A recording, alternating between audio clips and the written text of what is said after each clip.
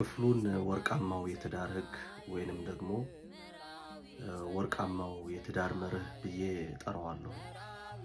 እናንተም ይህንን ከሰማችሁ በኋላ በዚህ ሐሳብ እንደምትስማሙ እርግጠኛ ነኝ። በዓለ ሃምሳ ሰሙነ ፍስሐ እንደመሆኑ ብዙ ጋብቻዎች የሚፈጸሙበት ወቅት ነው። አሁንም የማጋራችሁ ጥልቅ የሆነው መልእክት የህይወት መጽሐፍ ከሆነው ከመጽሐፍ ቅዱስ የተገኘ ስለ ባልና ስለ ሚስት የሚያወሳ የሚናገር ስለሆነ ለወዳጆቻችሁ እንዲደርሳቸው ይህንን በደንብ አጋሩ። ላገባን፣ በትዳር ላለን፣ ለማግባት ደግሞ መንገድም ላይ ላለን ጠቃሚ የሆነ ሰማያዊና መንፈሳዊ የትዳር መርህ ነው። ሁላችንም እንከታተለው። ክፍሉን የምናገኘው ሐዋርያው ቅዱስ ጳውሎስ ወደ ኤፌሶን ሰዎች በጻፈው መልእክቱ ምዕራፍ 5 ከቁጥር 21 እስከ ቁጥር 33 ባለው ክፍል ሲሆን አሁንም ማነብላችሁ ይህንን ክፍል ታላቁ ሊቅ የተወደደው አባታችን ቅዱስ ዮሐንስ አፈወርቅ ያንን ክፍል ባብራራበት ድርሳኑ ላይ ለባልና ለሚስት የሚገባውን ነገር የተናገረው ነው ማነብላችሁ። እና የተወደደው አባታችን ቅዱስ ዮሐንስ አፈወርቅ እንዲህ ይላል። የሚጀምረው ከባሎች ነው፣ ለሚስቶችም ግን የሚለው አለ።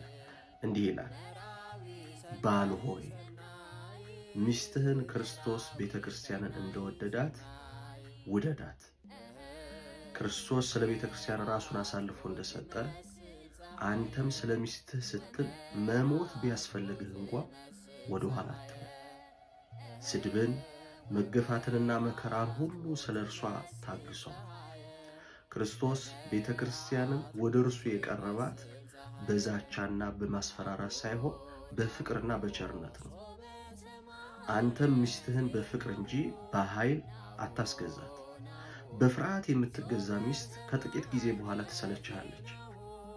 በፍቅር የምትገዛ ግን እስከ መቃብር ታምናሃለች።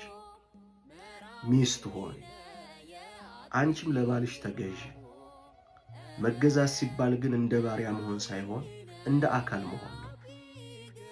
አካል ለራስ እንደሚታዘዝ አንቺም ለባልሽ ታዘዢ፣ እርሱ ራስሽ ነውና።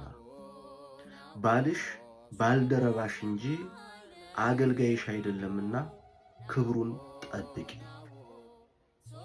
በቤታችሁ ውስጥ የእኔና የአንተ የሚሉ ቃላትን አጥፉ። እነዚህ ቃላት የጠብ ምንጮች ናቸው። ይልቁንም የኛ በሉ።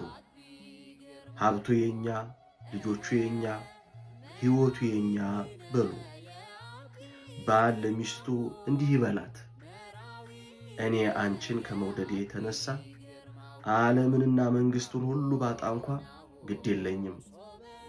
አንቺ ከኔ ጋር ከሆንሽ ብቻ ይበቃኛል። ሚስት ሆይ ለባልሽ እንዲህ በዩ፣ የአንተ መኖር ለእኔ ከወርቅና ከብር ይበልጥብኛል።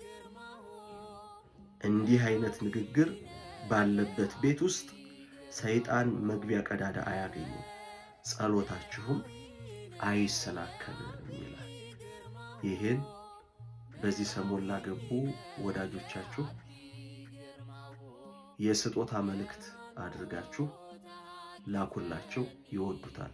እናንተም እንደወደዳችሁት ተስፋ አደርጋለሁ።